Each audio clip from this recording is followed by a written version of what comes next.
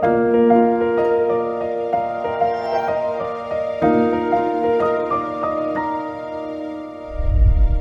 aplausos, Jaime Paulo Carvalho, de economista e empreendedor, todos temos um pouco.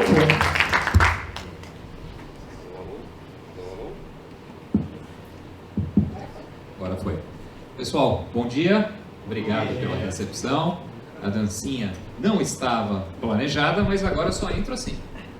Né? O tema que eu vou falar, vou fazer uma palestra sobre economia, um tema árduo, um tema mais difícil, talvez para muitos, ultimamente, um tema menos nobre do que tantas coisas bonitas que nós vimos aqui hoje. Mas a economia é extremamente importante, porque ela permeia as nossas relações humanas.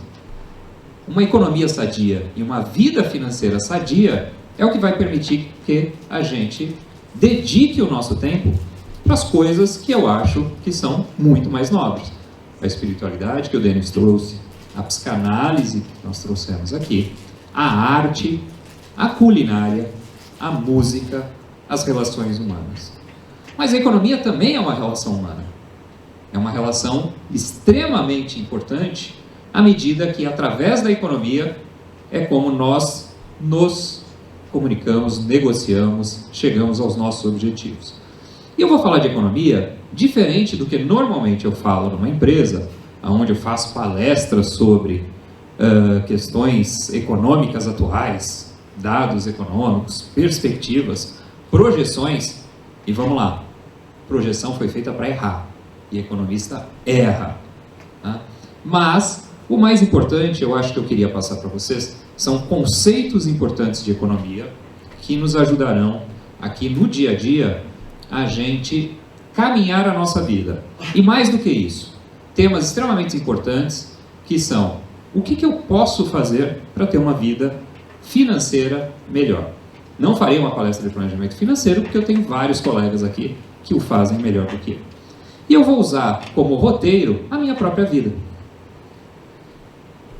Eu comecei a ter contato com a economia desde muito cedo. Meus pais eram feirantes aqui da Vila Galvão, aqui pertinho, uns 8 quilômetros daqui, na divisa de Guarulhos para São Paulo. Guarulhos é uma cidade que tem as suas características, tanto que quando nós vínhamos para São Paulo, nós falávamos que iríamos para a cidade. A cidade era São Paulo. Nós éramos feirantes e meu pai teve a graça de ter sido premiado com o que cada feirante mais queria, que eram 4 filhos homens. Meu pai tinha mão de obra para trabalhar na feira, 2 filhos carregavam e iam com ele na feira, enquanto 2 ficavam em casa preparando o caminhão para o dia seguinte. Eu tive a sorte ainda maior, eu fui o mais novo dos 4, portanto eu trabalhei muito pouco na feira. Mas eu comecei a minha vida trabalhando aos 12, 13 anos, na loja que meus pais abriram, logo após nós sairmos da feira. Nós abrimos o que seria talvez hoje em dia um atacarejo. Nós tínhamos um comércio grande, onde fornecíamos produtos para a feira, padarias e bares. Nós estamos falando do ano de 1990, 1988, 89. Quem lembra um pouco desse período, e muitos de nós aqui lembramos disso com dor, porque muitos de nós aqui citaram que os seus pais perderam os negócios nessa época, assim como o meu.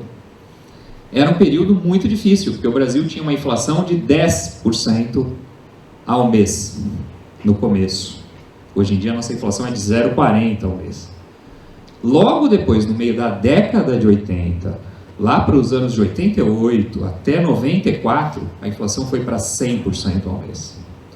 Poucos de vocês viveram isso, mas só para te falar um exemplo, se você recebesse um salário e demorasse um mês por algum motivo para fazer alguma coisa com o seu dinheiro, você comprava metade do que você poderia comprar. Se você tinha uma loja igual meu pai tinha e nós não repuséssemos o estoque ou não levássemos o dinheiro ao banco, no mês seguinte você quebrava, porque você não tinha mais como ter aquele estoque, porque você simplesmente não recomprou. E eu tinha 3 funções na atividade do negócio do meu pai. A primeira era ser segurança. Nós tínhamos uma parte da loja onde vendíamos doces e balas. Meu pai, anos 80, me incumbiu e me armou para cuidar daquela parte. Com o que ele me armava? Uma agulha de crochê. E o segundo, meu pai era o seguinte: toda vez que você via uma criança lá e ela fosse furar um pacote de bala, pau, deu uma agulhada. Anos 80 era loucura, pessoal. Anos 80, eu não sei se o final dos anos 80, começo dos 90, era a liberação do governo militar, mas era banheira do Gugu na televisão, era programa infantil com um anão vestido de dengue brigando com criança. Era uma loucura nos anos 80. E eu estava naquele era o meu momento de vida. Segunda grande atividade que eu tinha na minha carreira, com meu pai, era de remarcador. Então eu era responsável por andar com aquela maquininha remarcando os preços da loja. Não preciso falar que eu trabalhava demais. No começo eu remarcava os preços a cada 3 dias, depois a cada 2 dias. De repente, a gente passou de remarcador para colador de lista de preços. Não tinha mais preço marcado. Agora você tinha que verificar aquela lista. E finalmente, a terceira grande atividade que eu fazia, eu era o office boy do meu pai. Imagina que eu atravessava 20 minutos andando, ia até o banco com todo o faturamento da loja do meu pai e ia lá fazer o depósito no banco. Acontece que muitas vezes quando eu chegava ao banco, eu tinha que pedir um endosso do gerente, para o gerente pagar as duplicatas do meu pai, porque os cheques não haviam sido compensados. E eu ficava esperando o gerente, às vezes, 40 minutos, 1 hora, e o gerente nada de aparecer. Eu falei, pô, um dia eu cheguei pro gerente, desculpa, por que você demora tanto? Não, eu estou em hora de almoço. Opa, peraí, existe uma profissão que tem hora de almoço? Pô, meu pai trabalha, tem problema com fiscais, tem problema com roubo, tem problema com funcionário, tem problema com a inflação, você tem hora de almoço, trabalha engravatado nesse lugar, com ar-condicionado? Fala pra mim, qual o segredo? O que você estudou? Eu falei, sou economista. Cheguei pro meu pai, pai, quero ser economista. Meu pai não teve outra reação do que me deu um tapa na orelha. Pá! Sai, moleque, filho de pobre não estuda, vai trabalhar. Eu não me contentei com isso, pessoal. Fiquei 2 anos me dedicando aos livros. Estudava em colégio público, fui lá na biblioteca. 2 anos depois, no ano de 1994, eu fui aprovado na Universidade de São Paulo, no curso de Economia, no período noturno. Não preciso dizer que isso mudou minha vida. Mas até então, eu não havia entendido o que era essa tal dessa inflação. Da onde vinha essa inflação? E no curso de Economia, eu comecei a ter o contato com o que de fato era essa inflação e o que causava essa inflação. E o que eu aprendi no curso de Economia é de que o que causa a inflação, assim como num corpo, a inflação nada mais é do que uma febre. E o que causa essa febre é uma inflamação causada por um negócio chamado gastos públicos. Toda vez que a gente tem um governo que gasta muito mais do que arrecada, o resultado dessa história é a inflação. O ano de 94 foi um ano extremamente importante, foi o ano do Plano Real. Foi um ano que logo depois, nós tivemos algumas leis importantes que fizeram com que o Brasil crescesse quase 20, estamos há 25 anos sem inflação. Lei de responsabilidade fiscal, portanto você não pode gastar do jeito que você quer, metas de inflação. Né? Eu, apesar dessa questão, eu sempre fui um cara que eu falei, olha, eu não quero que meus filhos tenham a mesma sorte que eu. Eu quero que meus filhos tenham mais certeza. Estudar 2 anos do jeito que eu estudei, para sair de um colégio público e ir para a USP, é muito difícil. E aí, o que eu fiz? Quando eu comecei a ganhar dinheiro, eu comecei a comprar títulos públicos para financiar a educação dos meus filhos. Essa foto aqui é do meu filho, João Pedro, hoje ele está fazendo faculdade de engenharia. Ali a gente está com um título de 2024, aonde eu comprei esse título em 2009, e a cada ano eu ia vendendo um título e ia pagando a escola deles. Deu certinho. Isso é um programa que hoje qualquer um de vocês pode fazer. No Tesouro Direto eu tenho um título chamado Educa Mais, que ele faz isso. Mais do que isso, assim como a economia, o que é super importante é você ter um planejamento. Imagine que essa foto eu tirei 10 anos depois, no ano de 2003, julho de 2003, eu já trabalhava num banco holandês, já morava na Holanda, e aonde eu era trainee internacional desse banco, 10 anos antes eu era estudante de um colégio público em Guarulhos. Como é que eu consegui isso? Planejando, com bastante estudos, como todo mundo aqui fez. A minha história é muito diferente de cada um de vocês. E hoje em dia, o que eu faço, pessoal? Eu trabalho com um tema que eu acho que é extremamente importante, que é, assim como na economia, a gente tem que ficar muito atento com um tema que é inflação. O que gera inflação são gastos públicos, mas também a gente tem que olhar o copo cheio. O que faz uma economia ser uma economia boa? É investimentos. Ou seja, um país que investe é um país que gera crescimento. E assim como eu investi na minha educação e na educação dos meus filhos, é isso que hoje eu trabalho. Eu trabalho hoje numa empresa, junto de alguns colegas aqui, com sócios fantásticos, numa empresa de educação financeira.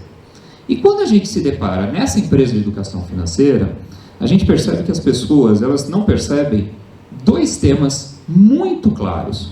Um deles é o que a gente chama de ciclo da vida e o outro de ciclo da renda. O que é o ciclo da vida, pessoal? É a nossa vida. Cada um de nós vai viver mais que os nossos pais e os nossos filhos vão viver mais do que nós. Cada um de nós está vivendo mais. E o mais importante, e que a gente acaba não se atentando, porque a gente entra na loucura do dia a dia, do trabalho do dia a dia, é que o nosso ciclo da renda é muito menor que o nosso ciclo da vida. Nosso ciclo da renda começa possivelmente aos 20 anos de idade e vai até os 50, 55 anos. Só que a gente tem que ter ganhado dinheiro para viver a vida toda. Portanto, se nós não é simplesmente guardar ou aonde guardar, tem pessoas muito melhores do que eu para falar de guardar aqui. O Léo vai fazer uma palestra possivelmente maravilhosa sobre isso. Aqui é a questão de se atentar. Se você não fizer, ninguém vai fazer. Ou seja, a gente tem que ter uma renda do trabalho que ela vai crescer e depois ela vai cair, como está nesse gráfico. E o jeito de nós termos uma renda a vida inteira constante é que quando a renda do trabalho caia, eu tenho outras rendas não oriundas do trabalho. Como que eu faço essa renda não oriunda do trabalho? Um aluguel, uma previdência privada, investimentos que eu tenha feito ou aberto um negócio. Agora, pessoal, sem investimentos, sem poupança, não há investimentos. Então, como foi muito bem lembrado aqui pela Fátima, se você quer fazer um investimento, você precisa se preparar. E possivelmente você precisa ter poupança. E eu me preparei para abrir a empresa que hoje eu tenho.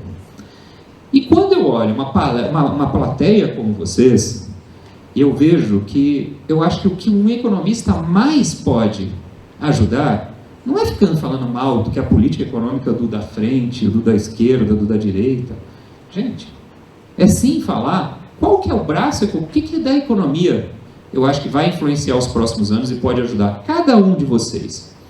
E aí eu trouxe aqui 4 grandes tendências, inclusive a primeira dela é onde hoje eu sou investidor. Eu acho que a primeira grande tendência que eu acho que cada um de vocês tem que ficar atento é o envelhecimento da população.